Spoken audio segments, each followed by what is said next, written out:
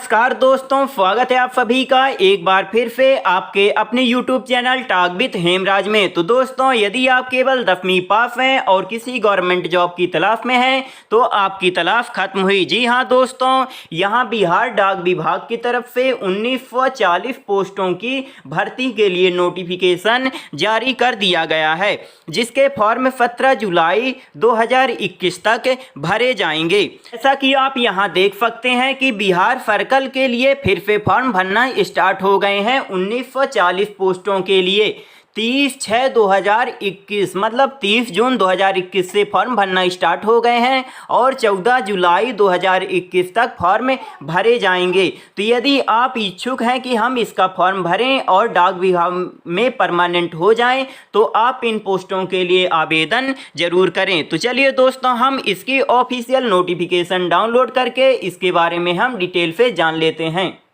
जैसा कि आप यहां देख सकते हैं दोस्तों, बिहार सर्कल की तरफ से ग्रामीण डाक सेवक की पोस्ट के लिए ये भर्ती निकाली गई है। यदि आपकी उम्र यहां पास 18 से 40 वर्ष है तो आप इन पोस्टों के लिए आवेदन कर सकते हैं। यदि आप SC ST कैटेगरी से बिलोंग करते हैं तो आपको 5 साल की एज में छूट दी जाएगी। यदि आप OBC कैटेगरी से बिलोंग करते हैं तो आपको 3 साल की एज में छूट दी जाएगी। यदि आप PWD कैंडिडेट हैं तो 10 साल की एज में छूट दी जाएगी। PWD कैंडिडेट हैं प्लस OBC कैटेगरी से बिलोंग करते हैं तो आपको 13 साल की छूट दी जाएगी उम्र में।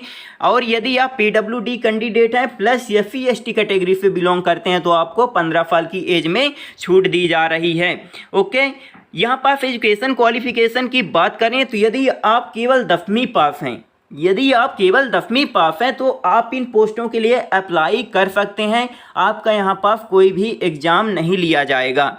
अब देखिए, यहाँ पास यदि आप बिहार सर्कल की पोस्ट के लिए अप्लाई करना चाहते हैं तो आपको हिंदी भाषा का ज्ञान होना बहुत ज़रूरी है। हिंदी भाषा आपसे लिखते और बोलते बनना चाहिए।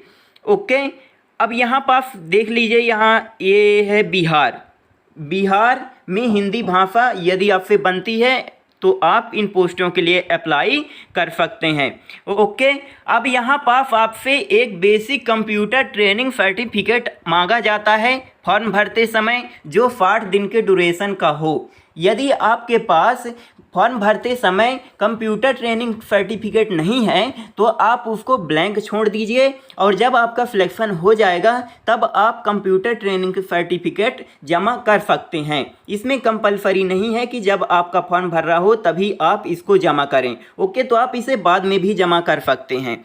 तो आपके पास यहाँ पर बेसिक कंप्यूटर ट्रेनिंग सर्टिफिकेट होना बहुत ज़रूरी है।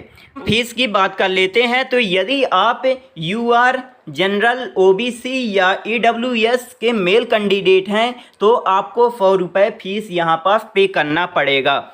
ओके, अब यहाँ पर सिलेक्शन क्राइटेरिया देख लीजिए। तो यहाँ आपका सिलेक्शन 10th में जितने नंबर आप पाए हैं उसके आधार पर एक मेरिट लिस्ट तैयार की जाएगी, उसी के आधार पर आपका सिलेक्शन यहाँ पास किया जाएगा।